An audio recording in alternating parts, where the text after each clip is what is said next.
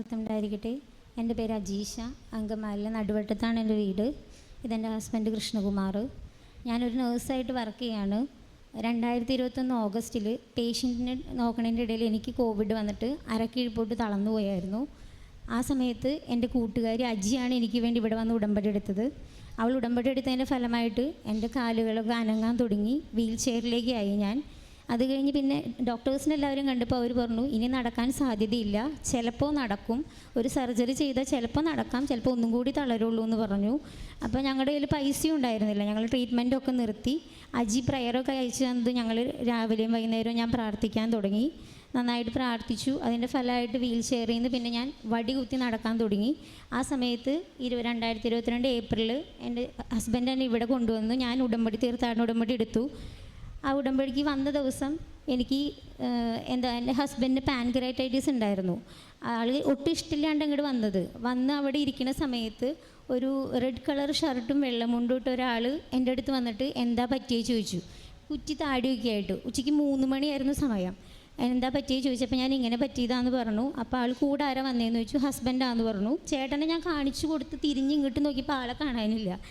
അപ്പോൾ തന്നെ എനിക്ക് ഭയങ്കരമായിട്ട് എന്താ പറയുക, എനിക്ക് ഈശോനെ കണ്ട ഒരു അനുഭൂതിയായിരുന്നു. ആ ഒരു പ്രദക്ഷിണം ഉണ്ടായിരുന്നു. ആൾ ആ പ്രദക്ഷിണത്തിൽ കയറി പോയി. മണിയും മുഴങ്ങിയപ്പോൾ തന്നെ. എന്നിട്ട് ഞാനും ചേട്ടനും കൂടി ഇവിടെയൊക്കെ നോക്കിയിട്ട് ആളെ കണ്ടില്ല. ആ സ്പോട്ടിൽ തന്നെ തിരിഞ്ഞു നോക്കിയപ്പോൾ ഹസ്ബൻഡിനും കാണാനില്ല. പുള്ളിക്ക് പാൻക്രിയാറ്റൈറ്റിസ് ഉണ്ടായിരുന്നു. ഇങ്ങനെ വയറ്റിൽ ഭക്ഷണം എന്തെങ്കിലും കഴിച്ചാൽ അപ്പോൾ വയറ്റിൽ നിന്ന് ബ്ലഡൊക്കെ പോണ ഇതുണ്ടായിരുന്നു. അപ്പോൾ തന്നെ പുള്ളിക്ക് വയറ്റിൽ നിന്ന് ബ്ലഡ് പോലെ പോയി. ആ നിമിഷം ആളുടെ പാൻക്രിയാറ്റൈറ്റിസ് മാറി. ഒരു ഭക്ഷണവും കഴിക്കാൻ പറ്റില്ലായിരുന്നു. ഇപ്പോൾ എല്ലാ ഫുഡും കഴിക്കുക, ആൾക്ക് ഒരു കുഴപ്പമില്ല. അതുമാതിരി ഇവിടെ വന്നപ്പോൾ എൻ്റെ അടുത്ത് പറഞ്ഞു, മുകളിലേക്ക് സ്റ്റെപ്പ് കയറാൻ ബുദ്ധിമുട്ടുണ്ടെങ്കിൽ മോൻ കയറണ്ടെന്ന് പറഞ്ഞു, വടി കുത്തി നടക്കണുണ്ട്. പക്ഷെ അച്ഛനൊരു ഉടമ്പടിയിൽ ധ്യാനത്തിൽ പറയണുണ്ടായിരുന്നു, നമ്മൾ എത്രത്തോളം കഷ്ടപ്പെട്ട് മോള് വരെ ചെന്ന് ഉടമ്പടി എടുക്കുന്നു അതിൻ്റെ ഫലം നമുക്ക് തരുമെന്ന് അച്ഛൻ പറയണ്ടായിരുന്നു. അതുകൊണ്ട് ഞാൻ എൻ്റെ ഹസ്ബൻഡിൻ്റെ കൈയും പിടിച്ച് 2ാം നില വരെ കയറി ഉടമ്പടി എടുത്ത് തിരിച്ച് വീട്ടിൽ പോയി. ഒരു ട്രീറ്റ്മെൻറ്റും ഫിസിയോതെറാപ്പി ഒന്നുമില്ലാണ്ട് ഇപ്പം ഞാൻ ഉഷാറായിട്ട് നടക്കുന്നുണ്ട്, ജോലിക്ക് പോകുന്നുണ്ട്, 2 വീലർ ഓടിക്കുന്നുണ്ട്, വീട്ടിലെല്ലാ പണികളും ചെയ്യുന്നുണ്ട്. പിന്നെ എനിക്ക് ജോലി 3 വർഷം ഗ്യാപ്പായപ്പോൾ ജോലി കിട്ടൂല്ലേ എന്ന് സംശയമായിരുന്നു. അപ്പോൾ ഞാൻ അങ്കമാലിലൊരു ഹോസ്പിറ്റലിൽ ഓൺലൈനായിട്ട് അപേക്ഷ വിട്ടു. അവർ വിളിക്കുന്ന കാണാനില്ല. അപ്പോൾ ഞാനും ചേട്ടനും കൂടി അങ്കമാലിലേക്ക് സാധനങ്ങൾ വാങ്ങാൻ പോയതാണ്. ഞാൻ വെറുതെ അവിടെ HR കയറി ചോദിച്ചപ്പോൾ HR കുട്ടി പറഞ്ഞു, സിസ്റ്ററിനെ കാണി നഴ്സിംഗ് സൂപ്രണ്ടെന്ന് പറഞ്ഞു. ഞാനപ്പോൾ അവിടെ കുറച്ച് ഉപ്പ് ഇട്ടിട്ട് അവിടെ നിന്ന് വിശ്വാസ പ്രമാണം ചൊല്ലിയിട്ടാണ് സിസ്റ്ററിൻ്റെ ഓഫീസിൽ ചെന്ന വഴി സിസ്റ്റർ 3 വർഷം ഗ്യാപ്പുള്ളവരവർ എടുക്കില്ല. സിസ്റ്റർ എന്നോട് പറഞ്ഞു എക്സാം എഴുതുമെന്ന് പറഞ്ഞു. 3 വർഷമായിട്ട് പ്രാക്ടിക്കൽ ഫീൽഡ് ഞാൻ ഒന്നും എനിക്കറിയില്ല, ഒന്നും പഠിച്ചിട്ടില്ല. നമ്മൾ പഠിച്ച സമയത്തുള്ളതല്ലേ ഉള്ളൂ. മാതാവിനെ വിചാരിച്ച് സിസ്റ്റർ ഇരിക്കുന്നതൊന്നും ഞാൻ ശ്രദ്ധിച്ചില്ല. കാശുരൂപം വെച്ച് ആ ക്വസ്റ്റ്യൻ പേപ്പറിൽ കുരിശ് വരച്ചു, വിശ്വാസ പ്രമാണം ചൊല്ലി അവിടെ ഇരുന്ന് എക്സാം എഴുതി. ആ എക്സാമിന് ഞാൻ പാസ്സായി, തിയറി എക്സാം പാസ്സായി. അപ്പോൾ തന്നെ സിസ്റ്റർ എന്നോട് പറഞ്ഞു പ്രാക്ടിക്കൽ പോകാൻ പറഞ്ഞു. പ്രാക്ടിക്കൽ പോയി പാസ്സായി, ഇൻ്റർവ്യൂവിന് ചെന്ന് പാസ്സായി, എനിക്ക് ജോലിയും കിട്ടി. 3 വർഷം ഗ്യാപ്പ് ഉള്ളതുകൊണ്ട് അവർ ആദ്യം 6 മാസം ട്രെയിനിങ്ങാണ് പറഞ്ഞത്.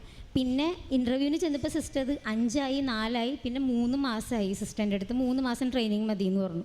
പക്ഷെ ജോലിക്ക് പോയെങ്കിൽ ഞാൻ ഇവിടെ വന്ന് സാക്ഷ്യം എഴുതി കൊടുത്തപ്പോൾ എന്നോട് ക്ലിൻ്റൺ അച്ഛൻ പറഞ്ഞു സാക്ഷ്യം പറയാൻ പറഞ്ഞു. അപ്പോൾ എനിക്ക് ഒരു വിഷയം കൂടി നടക്കാനുള്ളത് ഞാൻ പിന്നെ പറയാമെന്ന് പറഞ്ഞ് എഴുതി വാങ്ങിച്ചു പോയി. ജോലിക്ക് പോയി 20ാമത്തെ ദിവസമായപ്പോഴേക്കും എനിക്ക് ശ്വാസം മുട്ട്, പനി, കാലുവേദനയൊക്കെ വന്ന് ഞാൻ ഹോസ്പിറ്റലിലായിരുന്നു. ഇപ്പം ഇനി 20ാം തീയതി തൊട്ട് കയറുള്ളൂ. ഇപ്പോൾ സിക്ക് ലീവിലാണ്. അപ്പോൾ എൻ്റെ അമ്മ, അച്ഛൻ, എല്ലാവരും എന്നെ കാണുന്ന എല്ലാവരും പറയുകയാണ്, ഈ ഉടമ്പടിനെ പറ്റി അറിയാത്തവർ പോലും എൻ്റെ അടുത്ത് പറയുക, നീ സാക്ഷ്യം പറയും, സാക്ഷ്യം പറയാത്തതുകൊണ്ടായിരിക്കും നിനക്ക് ജോലി ചെയ്യാൻ പറ്റാത്തതെന്ന്. അതുകൊണ്ട് ഞാൻ ഇന്നിപ്പോൾ ഇവിടെ വന്ന് സാക്ഷ്യം പറയാൻ വേണ്ടി വന്നത്. അതുമാതിരി 2ാമത്തെ കാര്യം, എൻ്റെ ആങ്ങളയ്ക്ക് 3 വർഷം കഴിഞ്ഞിട്ടും കുഞ്ഞുങ്ങളുണ്ടായിരുന്നില്ല കല്യാണം കഴിഞ്ഞിട്ട്. അവന് വിശ്വാസമൊന്നുമില്ല, അന്ന് ഉണ്ട് എന്ന് പറഞ്ഞിട്ടുണ്ട്. ഞാനപ്പോൾ ഇവിടെ നിയോഗത്തിൽ വെച്ച് പ്രാർത്ഥിച്ചതിന് ഫലമായിട്ട് 2023 സെപ്റ്റംബർ 14 അവനൊരു പെൺകുഞ്ഞുണ്ടായി. ആരോഗ്യത്തോടുള്ളൊരു കുഞ്ഞിനെ കിട്ടി. പിന്നെ എൻ്റെ ജീവിത പങ്കാളിക്ക് ഒട്ടും വിശ്വാസം ഉണ്ടായിരുന്നില്ല. ദൈവം ഇല്ല എന്നുള്ള രീതിയിൽ പറഞ്ഞുകൊണ്ടിരുന്ന ആളാണ്. ഞാൻ പ്രാർത്ഥിക്കുമ്പോൾ കുറേ പ്രാർത്ഥിച്ചാൽ പ്രാന്താവും എന്ന് പറയും. അപ്പം ഞാൻ ബൈബിളൊക്കെ വായിക്കുമ്പോൾ ആൾ ചിലപ്പോൾ അതെടുത്ത് എറിഞ്ഞ് കളയും, ചീത്ത പറയും. ആളെ കാണാണ്ടൊക്കെ ഞാൻ വായിച്ചുകൊണ്ടിരുന്നത്. അപ്പോൾ ഒരു ദിവസം ബ്രദർ വിജയകുമാറിൻ്റെ ടോക്കിൽ ബ്രദർ പറയുന്നുണ്ടായിരുന്നു, ഭർത്താവ് സ്ഥിരമായിട്ട് കള്ളു കുടിച്ച് വന്നു കഴിഞ്ഞാൽ നിങ്ങൾ അവരോട് തല്ലിടാണ്ട് അവർക്ക് വേണ്ടി മാതാവിനോട് ജപമാല ചൊല്ലി പ്രാർത്ഥിക്കാൻ. അപ്പോൾ എൻ്റെ ഭർത്താവ് കുടിക്കുമൊന്നുമില്ല, പക്ഷേ ഇങ്ങനെ പ്രാർത്ഥിക്കണമില്ല, പ്രാർത്ഥിപ്പിക്കുകയില്ല. അപ്പം ഞാൻ അപ്പം തന്നെ അവിടെ ഇരുന്നിട്ട് കൊന്ത ചൊല്ലി ഒന്ന് പ്രാർത്ഥനയിൽ കൂടണട്ടെ എന്നാണ് പ്രാർത്ഥിച്ചത്. പക്ഷേ ഇപ്പം എന്നേലും മുമ്പ് വെളുപ്പിന് എണീറ്റ് പ്രത്യക്ഷീകരണ പ്രാർത്ഥനയും ചൊല്ലും. ഞങ്ങൾ ഹിന്ദുക്കളായതുകൊണ്ട് കുർബാനയ്ക്ക് പോകാൻ പറ്റില്ലല്ലോ. ആൾ തന്നെ മൊബൈലിൽ കുർബാന വെച്ച് കുർബാന കൂടും. അരമണിക്കൂർ ഞാൻ വായിച്ച ആൾ 1 മണിക്കൂർ ബൈബിൾ വായിക്കും. കൊന്ത ചൊല്ലും, ഇതൊക്കെ ചെയ്യും. എന്നേക്കാൾ കൂടുതൽ വിശ്വാസത്തിലെ ആളാണ് ഇപ്പോൾ ഉടമ്പടി എടുത്തേക്കേണ്ടതും കാര്യങ്ങൾ ചെയ്യണതൊക്കെ ചെയ്യണത്. പിന്നെ എൻ്റെ അച്ഛനും അമ്മയും വയ്യാത്തവരാണ്. അച്ഛൻ വീട്ടിൽ ഓക്സിജനൊക്കെ വെച്ച് കിടക്കുകയാണ്. അച്ഛൻ ഒരു പ്രാവശ്യം ചാലാക്യ മെഡിക്കൽ കോളേജിൽ കഴിഞ്ഞ വർഷം അഡ്മിറ്റായി. അപ്പോൾ 90% അച്ഛനെ കിട്ടില്ല എന്നാണ് പറഞ്ഞത്. CPAP വെച്ച് ICUലായിരുന്നു. അപ്പോൾ എൻ്റെ കയ്യിൽ പത്രമൊന്നുമില്ല. ഞാൻ അച്ഛനെ കാണാൻ വേണ്ടി ബസ്സിൽ കയറിയപ്പോൾ ഫസ്റ്റ് ഞാൻ കാലെടുത്ത് വെക്കുന്ന സ്റ്റെപ്പിൽ ഒരു കാശ് രൂപം കിടക്കണം. ആരുടെയാണ് അറിയില്ല, വീണും നഷ്ടപ്പെട്ടു പോയെന്താ. ആ കാശ് രൂപം ഞാൻ എടുത്തു.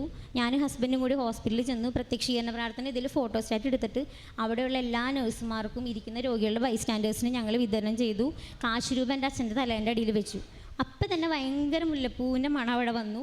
ആ വൈകുന്നേരം തന്നെ എൻ്റെ അച്ഛൻ ഉഷാറായിട്ട് പുറത്തേക്ക് ഇറക്കി. ഇപ്പോഴും ഓക്സിജൻ ഉണ്ടെങ്കിലും ആൾ പണ്ടത്തേക്കാൾ ആക്റ്റീവാണ്. ഭയങ്കര ഉഷാറായിട്ടാണ് നടക്കണേ.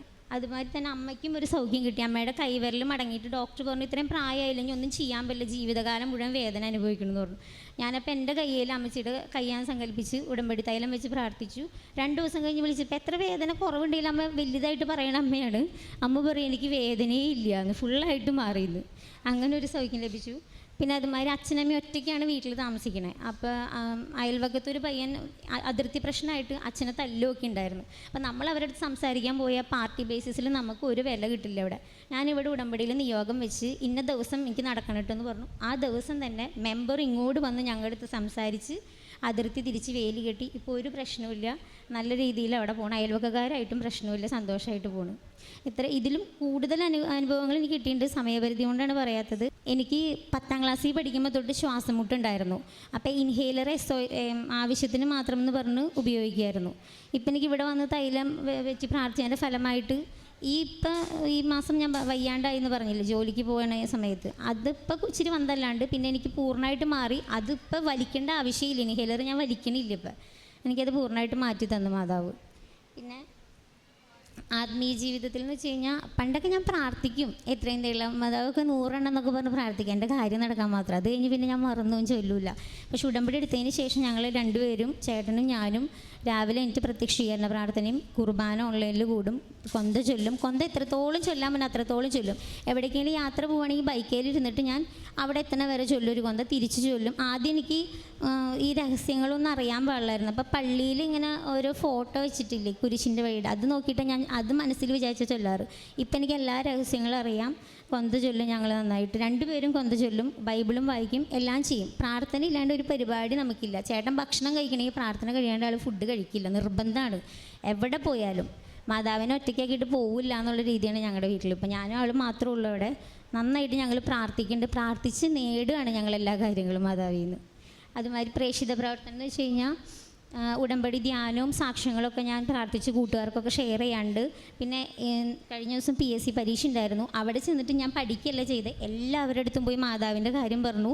പിന്നെ എന്നെ അറിയുന്ന എല്ലാവരെയും, ഞാൻ വർക്ക് ചെയ്ത ഹോസ്പിറ്റലും ഇപ്പോൾ വർക്ക് ചെയ്യുന്നിടത്ത് എല്ലായിടത്തും എൻ്റെ സാക്ഷ്യം പറഞ്ഞു ഞാൻ എല്ലാവരെയും മാതാവിൻ്റെ കാര്യം പറയാറുണ്ട്.